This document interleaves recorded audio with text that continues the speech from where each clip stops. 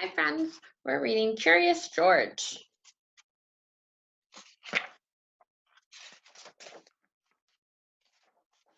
This is George. He lived in Africa.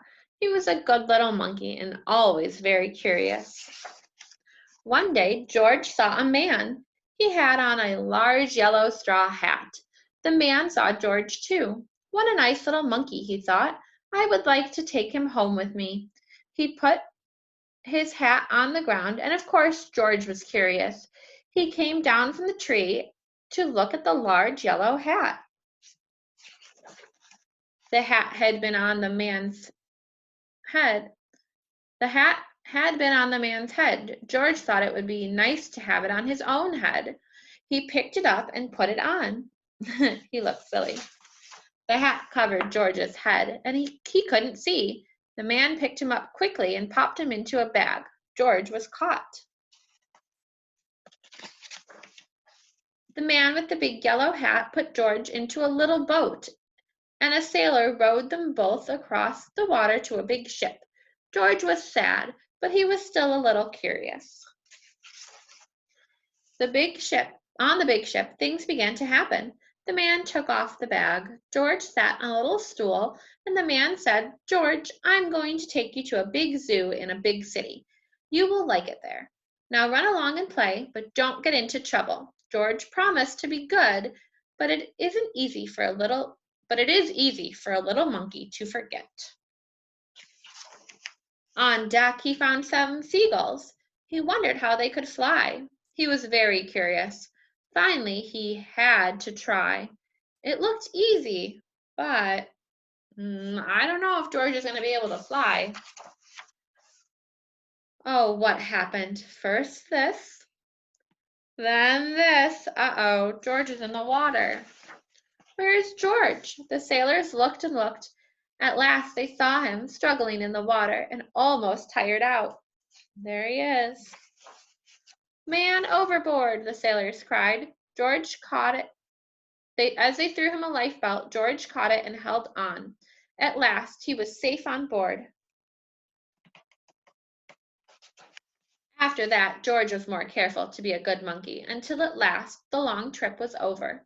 George said goodbye to the kind sailors, and he and the man with the yellow hat walked off the ship onto the shore and into the city to the man's house.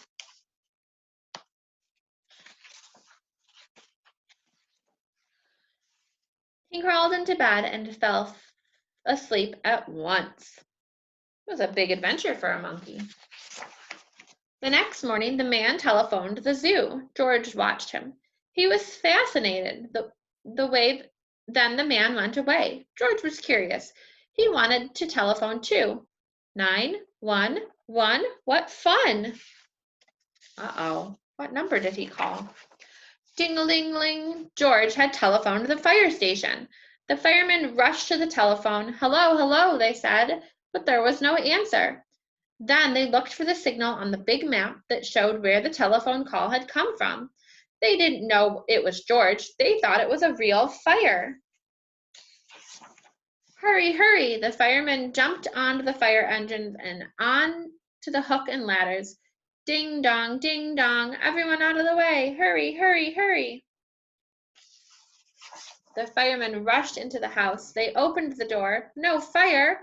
Only a naughty little monkey. Oh, catch him, they cried. George tried to run away. He almost did, but he got caught in the telephone wires. And a thin fireman caught one arm and a fat fireman caught the other. You fooled the fire department, they said. We'll have to lock you up, or you can't do any more harm. And they took him away to prison. George wanted to get out. He climbed up to the window to try the bars. Just then the watchman came in. He got on the wooded bed to catch George, but he was too big and heavy, and the bed tipped. The watchman fell over, and quick as lightning, George ran out through the open door. He is a clever monkey. He hurried through the building and out onto the roof, and then he was lucky to be a monkey. Out he walked on the telephone wires, quickly and quietly over the guard's head. George walked away. He was free. Down in the street outside of the prison wall stood a balloon man. A little girl bought a balloon for her brother. George watched. He was curious again. He felt he must have a bright red balloon. He reached over and tried to help himself, but I think he's going to get in trouble again. Instead of one balloon, the whole bunch broke loose, and in an instant the wind whisked them all away, and with them George, holding tight with both hands. Uh-oh. Up he sailed higher and higher. The houses looked like toy houses, and the people looked like dolls. George was frightened. He held on very tight. At first the wind blew in great gusts. Then it quieted. Finally it stopped blowing altogether. George was very tired. Up or down, down he went, bump on to the top of a traffic light. Everyone was surprised. The traffic got all mixed up. George didn't know what to do, and then he heard someone call, "George?" He looked down and saw his friend, the man with the big yellow hat. He's right here. He got stuck in the traffic. George was very happy. The man was very happy too. George slid down the post, and the man with the big yellow hat put him under his arm. Then he paid the balloon man for all the balloons. And then George and the man climbed into the car, and at last away they went. To the zoo. What a nice place for George to live. The end.